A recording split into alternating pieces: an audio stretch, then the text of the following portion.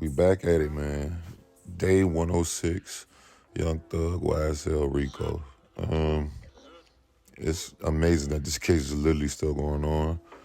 I'm a little under the weather, so I had to bring y'all the highlights like this, so forgive me. But today, you guessed it, YSL Woody, they're looking for him, and they want him to either come, but they want him to come back in for sure. But they want to find out if he wants to testify or if he doesn't want to testify, and if the defense and the state wants to use any of his testimony thus far to help prosecute and help go towards this case. Still seems like he's cool with it. Everybody seems like they're cool with it. But first thing they have to do is find Woody. If you know Woody and they're following his situation, he's been on a YouTube world tour doing interviews from everywhere from Chicago to Mar-a-Lago. No, I'm joking. But let's get into this content. Shout out to Law and Crime. Y'all go follow and subscribe to them for the full stream and the full clip. And yeah, man.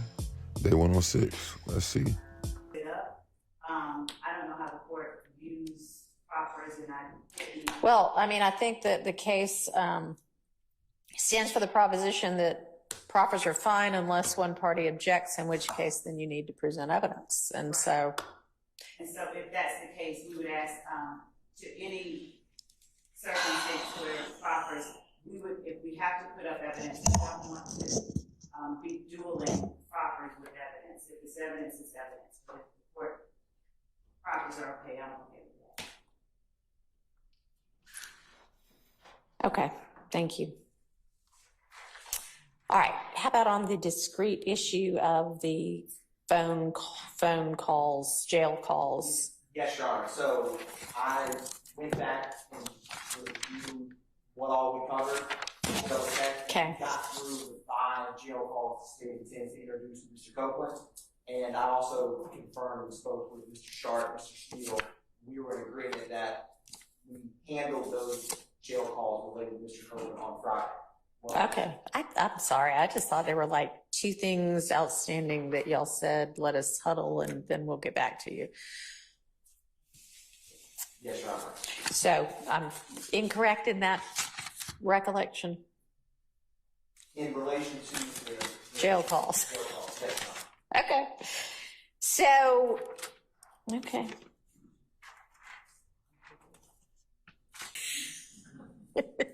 No chewing gum in class. All right. So, it's my understanding that everybody has joined in the position that Mr. Copeland's testimony was coerced based on what occurred during the June 10th ex parte. So, and yet I know at least some of you want that testimony and said that yesterday. So are you waiving the issue of its potential coercion? And good morning again, Your Honor. I am not waiving that All right, issue. so then how do we handle that? I thought it's 2 states. I was answering your question. If Mr. Copeland's resumes testimony, then my understanding of the rule is, or the law, is the way that the court announced, and I think all parties understand it, that once that motion by the Honorable Douglas Weinstein was filed on the 12th, everything thereafter is excluded, and we redo it. And that's what we, Mr. Atkins sent an email last night. That's what 3 of us responded to. I don't want to waive, though, the issue. I thought we should have a hearing with Mr. Copeland to determine did that in-camera, if it's in-camera, ex parte rather, June 10th meeting, did you feel intimidated, coerced under the Archer case, which from Maryland, I know it's from Maryland, Right. that we discussed? And if yes, we were going to ask you then, if a witness was intimidated, that he should not have to testify. You know, he could choose what he wants to do, and then we would strike everything he said. Okay, well then let's go ahead and find that out. I mean, can you get him here so that we can explore that issue? Because here's the thing is that, yeah, if you know, everything after June 10th, whether the recusal motion was filed or not, that's kind of a separate issue from whether his testimony post June 10th ex parte meeting was coerced. And if it was coerced, then what then? Then how do we still say, oh yeah, but I want, you know, some of that testimony? That's still good. I thought you, and listen, I have so many, you know, going on. It's just the reality of our case. Yeah. But I thought you said that either yesterday or last week that we will find out whether Mr. Copeland actually wants to testify, continue testifying, and then if he doesn't continue testifying, my understanding of the law is then he would never have been given an opportunity to be cross-examined. Right. And therefore you strike all of his testimony. Then you give the command to the jury that wipe out everything that you heard, saw. There were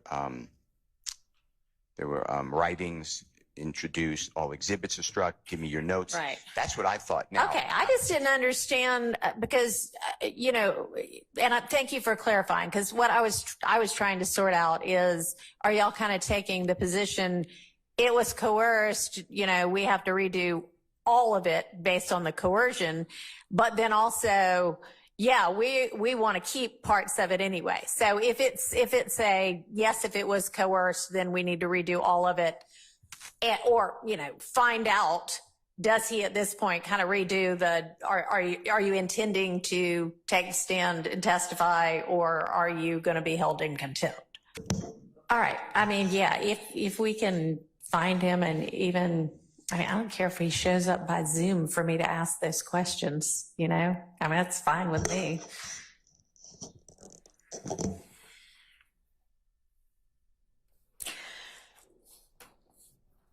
All right, so if he ultimately then says, yes, I'm fine with testifying, then does everybody want to start everything over, have me tell the jury,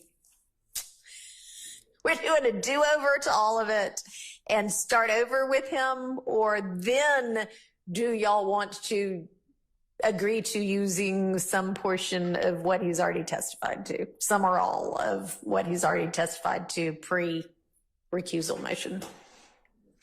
Hey, it's me again, man. I appreciate you, man. Please stop what you're doing.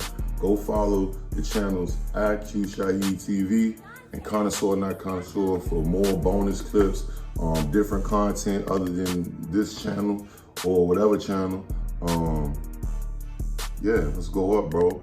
If you're wondering like why he ain't upload on the main channel, it's because I'm over here on these, man. I appreciate y'all. Snogan.